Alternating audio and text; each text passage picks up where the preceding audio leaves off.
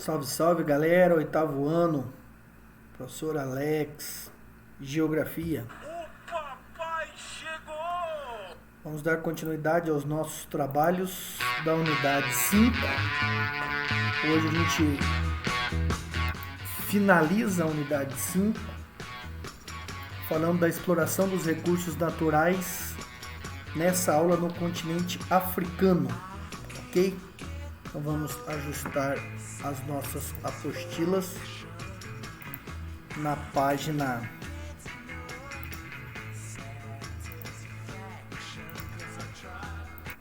29,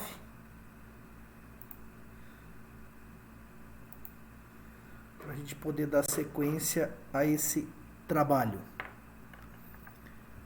Principais recursos no continente africano. Os países do norte da África se destacam por contarem com importantes jazidas de petróleo e são, em sua maioria, exportadores desse produto. Seus principais compradores tradicionais são os Estados Unidos, maiores consumidores mundiais, e países europeus, em virtude da proximidade geográfica que facilita a logística de transporte e distribuição.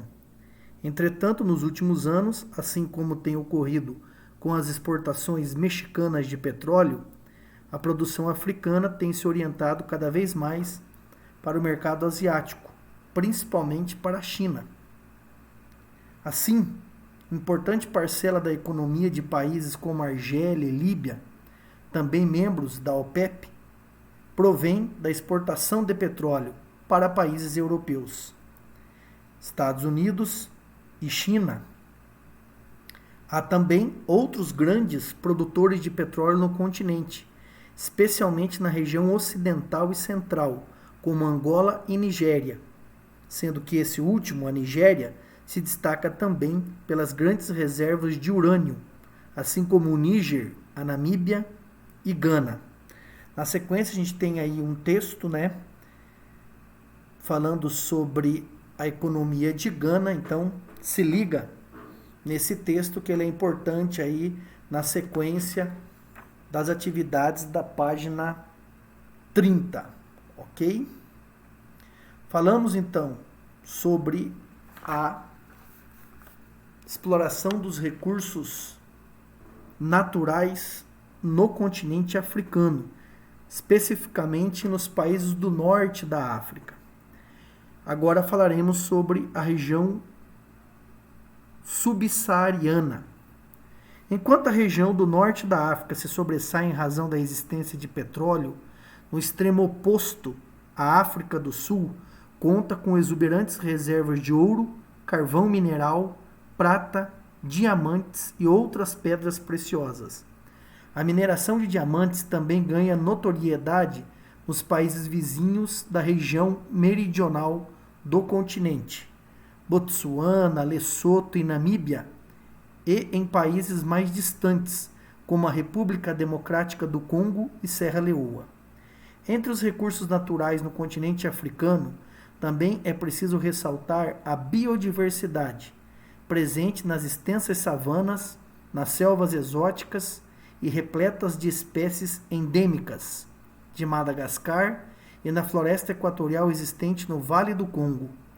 Esta apresenta vegetação com características similares à da floresta sul-americana, a Amazônia no caso, porém assenta-se sobre um relevo mais variado e acidentado. E o significado de espécies endêmicas são aquelas que existem apenas em um determinado ambiente, não sendo encontrado em outros lugares do mundo.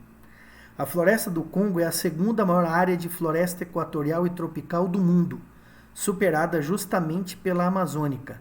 É o habitat, por exemplo, dos grandes gorilas.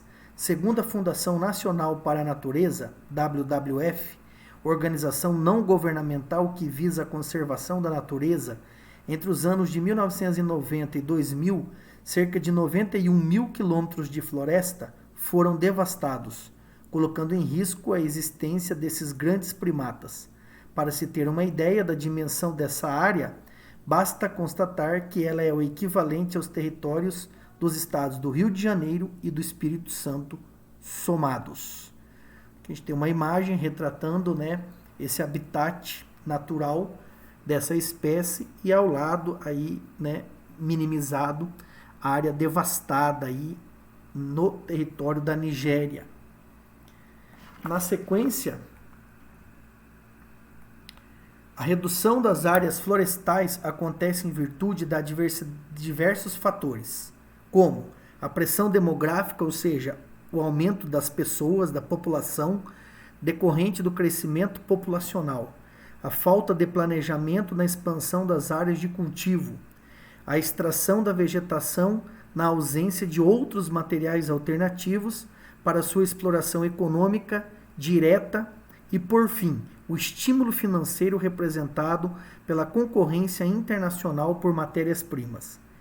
Esta, conforme vimos no capítulo anterior, acaba por se somar à pobreza geral da população como condições para que a mão de obra local seja explorada por empreendimentos clandestinos que se inserem no fluxo global de comércio de produtos eletrônicos, às vezes controlados até mesmo por grupos rebeldes. Embora a década de 2010 tenha registrado uma redução no ritmo do desflorestamento no mundo, os dados ainda são alarmantes. Entre 2010 e 2015, de acordo com a FAO, a África perdeu 2,8 milhões de hectares de florestas, enquanto na América do Sul a perda foi de 2 milhões de hectares.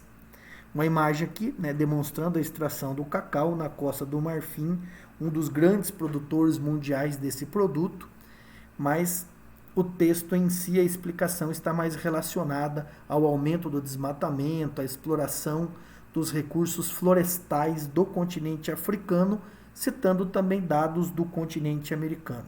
Na sequência, uma atividade aí, né, cartografar, vai ficar para vocês desempenharem então depois a resolução dessas atividades. Assim, nós resumimos um pouco sobre a exploração dos recursos naturais no continente africano, como havia sido feito anteriormente na aula, né, sobre a exploração dos recursos naturais no continente americano. Para a gente finalizar essa unidade, a parte final agora trata de temas que envolvem os dois continentes, na verdade. Territórios nacionais e interesses internacionais. Em meados do século XIX, enquanto os países da América haviam passado por 2 séculos de colonização e miscigenação, a maioria tendo conquistado a independência, os territórios dos povos africanos e seus recursos naturais, por sua vez, permaneciam em sua grande maioria sob a administração dos nativos. A exploração do continente por potências estrangeiras, principalmente europeias, até então havia subtraído, sobretudo, seus recursos humanos, isto é, as pessoas, especialmente os mais jovens. Então, falando do período da escravidão, do tráfico negreiro, né? Vai fazer aqui um retrato agora do colonialismo e do neocolonialismo. Veja bem, colonialismo é o período histórico que se dá ao processo de exploração das riquezas naturais do continente americano, que ocorreu entre os séculos XVI, XVII e XVIII. A partir do século XIX, como foi dito aí, essa exploração também dos recursos naturais se volta para o continente africano. E esse período passa a ser chamado então de neocolonialismo ou de imperialismo por alguns historiadores. Mas antes da exploração dos recursos naturais, houve a exploração das pessoas, dos recursos humanos do continente africano. E o texto aí na sequência retrata sobre isso. Ainda que o tráfico negreiro que ocorria na costa tenha afetado o continente como um todo, uma vez que muitos dos escravizados eram retirados de áreas mais ao interior, os recursos naturais eram até então relativamente pouco visados pelos interesses europeus. Com exceção do sul do continente, na África do Sul, onde os primeiros colonos holandeses se instalaram no final do século XVII e logo se interiorizaram. A presença europeia se dava sobretudo por meio de entrepostos comerciais em algumas localidades litorâneas e poucas incursões aventureiras no interior. Por séculos, o tráfico negreiro que ocorria por meio do Oceano Atlântico subtraiu, ou seja, diminuiu boa parte da mão de obra das regiões inteiras da África. Entre os séculos 16 e 19, quase 5 milhões de africanos escravizados desembarcaram nos portos brasileiros. Quantidade quase igual foi levada a outros países da América do Sul, Central, Caribe e Sul dos Estados Unidos. A partir da segunda metade do século XIX, a independência das colônias americanas, somada à descoberta de importantes jazidas minerais e outros recursos estratégicos no interior da África, acabaram por desencadear disputas entre as potências europeias pelo domínio territorial do continente, não mais apenas comercial. Estas visavam ao controle e à instalação de infraestruturas voltadas à extração e exportação dos recursos africanos, como haviam feito anteriormente no continente americano. Ao longo do século XX, uma das marcas territoriais mais visíveis e persistentes deixadas pelo colonialismo na América e o neocolonialismo na África diz respeito à integração dos países entre si e com os demais continentes. Isso, na época, era feito em grande parte por meio da construção de ferrovias. Portanto, ao observarmos suas redes ferroviárias atuais, a maior parte construída nos séculos XIX e XX, é fácil constatar dois padrões distintos quanto à densidade e orientação das rotas. Densas e conectando diferentes partes do território, no caso dos Estados Unidos e Canadá. Rarefeitas, ou seja, poucas, e com conexões fortemente voltadas ao exterior nos demais países e regiões. E analisando aqui o mapa, a gente pode comprovar o que o texto está dizendo, né? De uma densa rede ferroviária, principalmente no sul do Canadá e por todo o território dos Estados Unidos e até no México.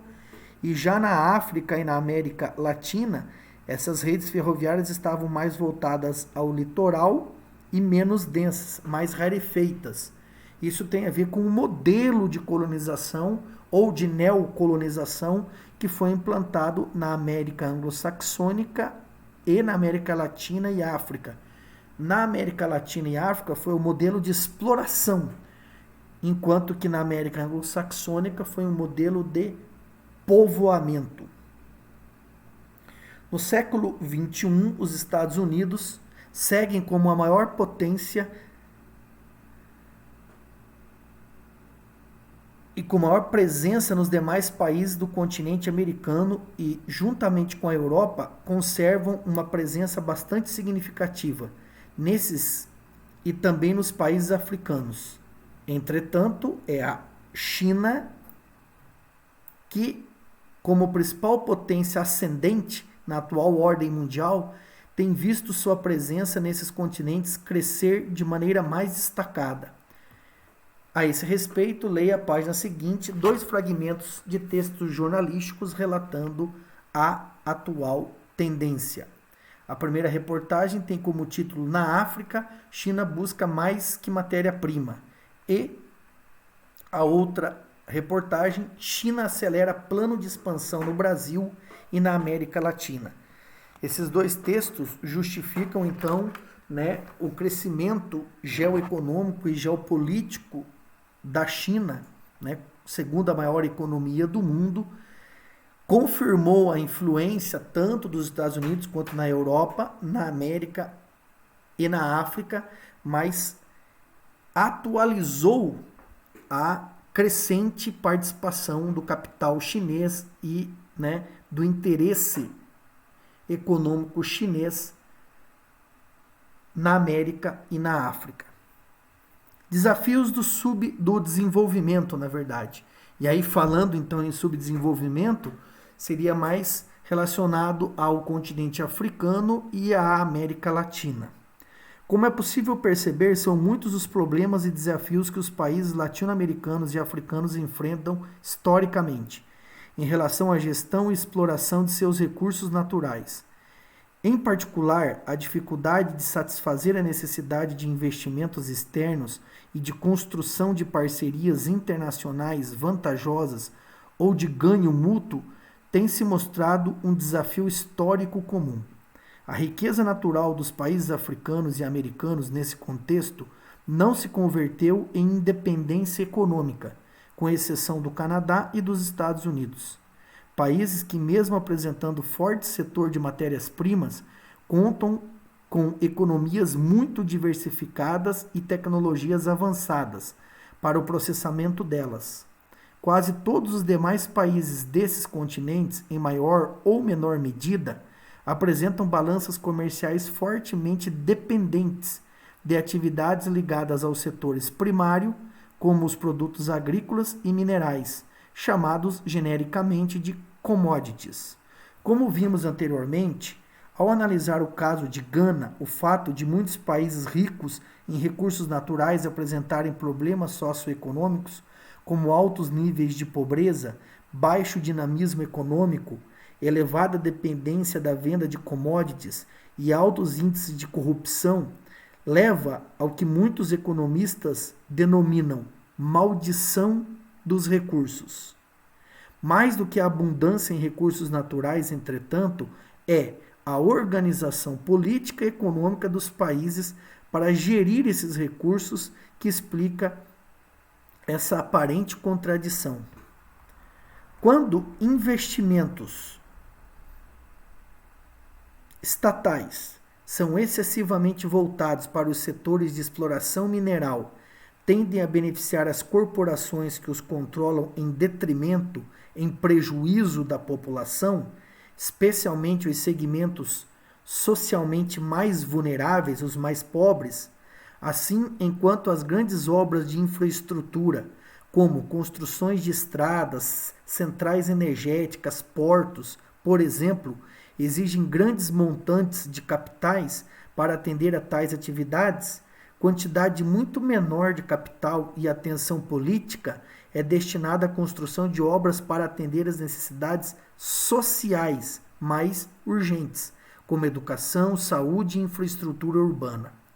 Além disso, as relações trabalhistas que se impõem muitas vezes são de caráter exploratório, ainda que muitos empregos diretos e indiretos sejam gerados, constata-se com frequência que a qualidade dos empregos se revela precária, socialmente injusta e ambientalmente insustentável. Então, gostaria de frisar com vocês aqui um termo desse texto, maldição dos recursos. Significa dizer que não basta um país ter muitas riquezas naturais, sem que haja uma organização política e econômica. Mesmo assim, esses países não conseguem superar a sua condição de subdesenvolvidos ou emergentes em desenvolvimento. Essa maldição dos recursos cabe muitíssimo bem, né, a uma análise da maioria ou quase totalidade dos países africanos e também dos países latino-americanos. Sofrem com essa contradição. São países ricos em recursos naturais, porém com organizações políticas e econômicas muito precárias. Isso justifica a sua dificuldade de desenvolvimento. Aqui uma imagem, né, de mineradores sul-africanos, né, buscando melhores condições de trabalho.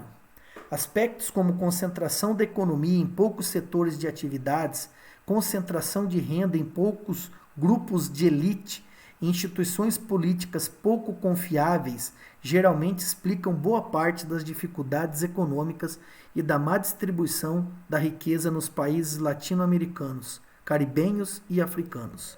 Na sequência, você pode confirmar aí, né, um texto explicando com detalhes também essa situação. Especialista exige soluções africanas para os problemas africanos. E na parte final, pessoal, dessa aula e também dessa unidade, falaremos, além disso,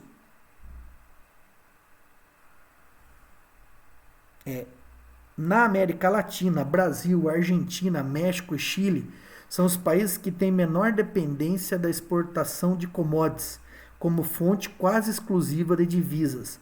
Já no continente africano, apenas a África do Sul, no extremo meridional, Egito, Tunísia e Marrocos, no extremo oposto, ou seja, no extremo norte, têm bases industriais consolidadas e economias mais diversificadas, mesmo sendo grandes exportadores de commodities minerais. A forte presença de capital internacional nesses setores muitas vezes remete-se à incapacidade técnica ou financeira que os estados e as empresas locais têm para sustentar os enormes investimentos que a exploração mineral muitas vezes exige. Esses países aí americanos e africanos citados, a gente poderia colocar como países emergentes, então numa condição intermediária, mediana em termos de desenvolvimento, justamente porque já conseguiram diversificar um pouco mais e melhor as suas atividades econômicas. Além disso, a dependência da exportação de commodities, que seriam matérias-primas, minerais, agrícolas, deixam as economias nacionais vulneráveis às oscilações dos preços dessas mercadorias no mercado internacional, algo que foge ao controle dos governos. O movimento de queda prolongada do preço do petróleo no mercado mundial entre 2014 e 2018 foi um exemplo, porque impactou fortemente as economias de países como Venezuela, Equador, Líbia, Argélia, Nigéria e Angola, entre outros, inclusive em menor proporção até mesmo o Brasil. Então, países que exportam são reféns dessa economia primária da exportação de commodities, minerais e agrícolas. Esses produtos hoje, o preço desses produtos está atrelado ao mercado global, então eles sofrem variações ao longo dos períodos, e como a gente pode analisar aqui um período de 2004 a 2018, em períodos de queda de preço dessas commodities, a economia desses países é diretamente afetada. Finalizando, é possível perceber que o efeito que a exploração dos recursos naturais vai surtir sobre as economias nacionais depende evidentemente da organização política, social e econômica das sociedades. Contudo, é necessário levar em consideração que essa organização sofreu forte influência dos processos de colonização e descolonização, ainda hoje sendo bastante afetada pela atuação das potências e outros fatores geopolíticos e econômicos internacionais.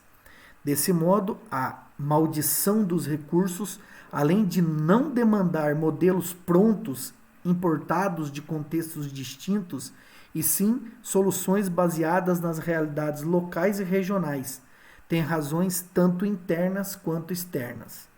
Não é possível compreender a questão sem uma visão ampla, que abarque também as atuações dos países ricos e das organizações internacionais na ordem mundial.